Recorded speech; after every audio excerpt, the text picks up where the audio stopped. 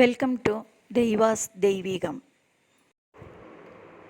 महातीर्थराजस्य तीरे विभान्तं महाभूतिरूपं महात्मैकवेद्यं महासिद्धिपूरप्रदानैकदक्षं भजामैव सिद्धेश्वरं चित्तशम्भुं मनोजस्त्वदक्ष्यग्निभस्मावशेषः मदान्धश्च दक्षो गतशोच्यभावं मनोजातदाक्ष्याग्नितान्तो मदान्धः भजे निर्मदत्वाय सिद्धेश्वरं त्वाम्।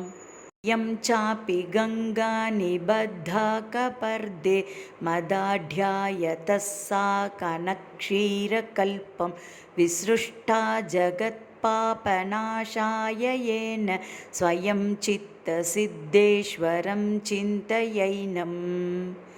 न तेन्तो न चादिर्हरिः सोऽपि धाता वराही भवन्नूर्ध्वहंसी भवंश्च तदा देहि साक्ष्यं भजे बान्धमेव महालिङ्गरूपेण सिद्धेश्वरं त्वाम्।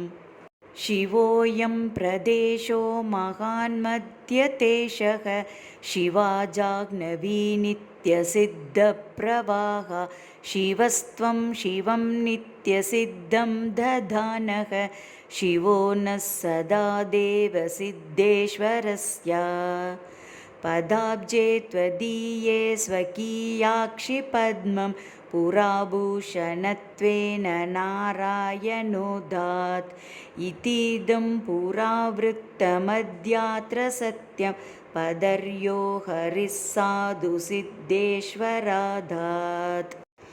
कपर्धात् त्वदीयाद्विसृष्टापि गङ्गा पुनः सेवितुं त्वामहो बद्धवाञ्छा सकाशे त्वदीयेतिबारप्रवाह निजाम्बोऽभिषेकाय सिद्धेश्वरागात् नमत्तोऽस्म्यहं चेन्नमत्तोऽसि भिन्नः नमत्तोषितस्त्वं नमत्तोषधाता नमत्तोऽसि भिन्नस्त्वमित्यैक्यदोषं नमद्भ्यः प्रदेहीह सिद्धेश्वरत्वम्।